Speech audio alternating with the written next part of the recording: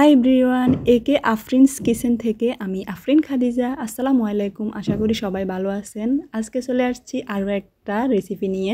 আজকে আপনাদের সাথে শেয়ার করব আলু দিয়ে শক্ত মুরগি, মানে আমরা যেটাকে বলি দেশি মুরগি।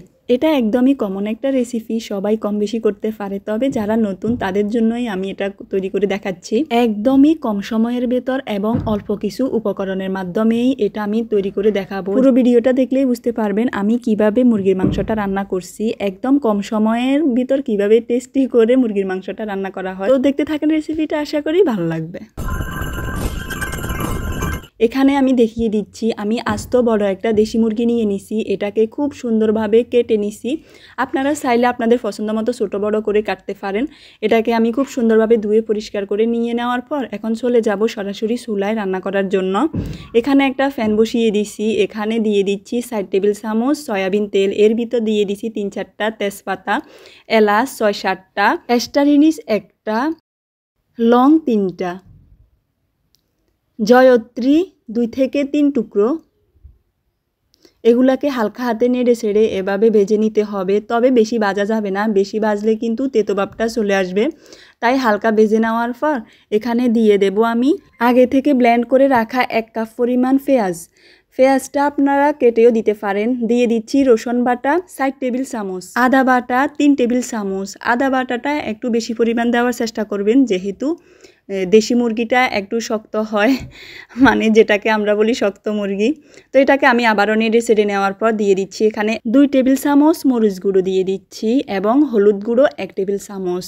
এখানে জিরা গুঁড়ো দিয়ে দিচ্ছি 1 টেবিল চামচ, ধনিয়া গুঁড়ো 1 টেবিল চামচ, লবণ দিয়ে দিচ্ছি 1.5 টেবিল চামচ। লবণ এবং মরিচ এই দুটো আপনাদের স্বাদ মতো দেওয়ার চেষ্টা করবেন।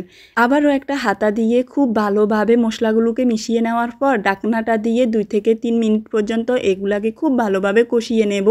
অবশ্যই চুলার আঁচটা একদম কমিয়ে দিয়ে কষাতে হবে। যখন কষানো হয়ে যাবে 2 থেকে 3 মিনিট পর এভাবে ঢাকনাটা তুলে দিয়ে দেব এখানে 1 কাপ পরিমাণ পানি।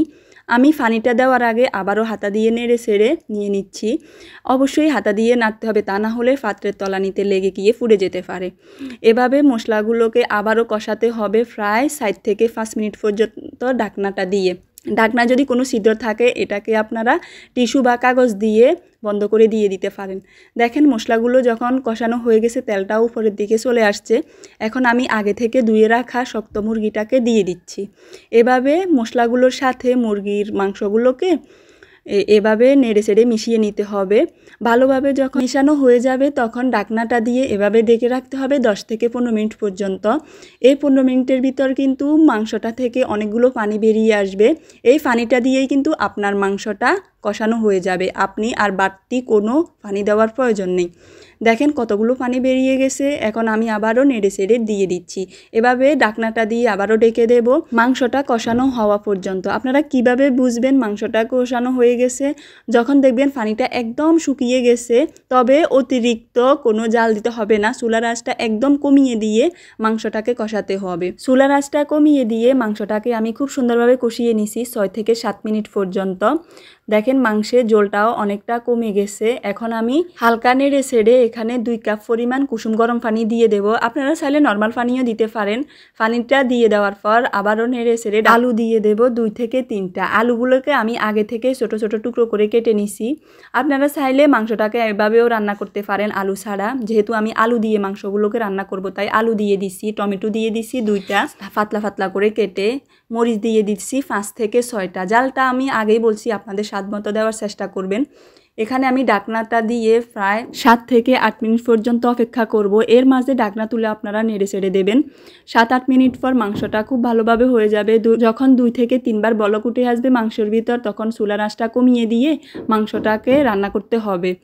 দেখেন মাংসটাকে আমি এখন চুলার আঁচটা কমিয়ে দিছি, দিয়ে রান্না করতেছি। এর মাঝে আপনারা ঢাকনাটা তুলে নেড়ে ছেড়ে দেবেন, তা না হলে কিন্তু ভাতের তলানিতে লেগে পুড়ে যেতে পারে। দেখেন মাংসটা খুব সুন্দরভাবে হয়ে গেছে।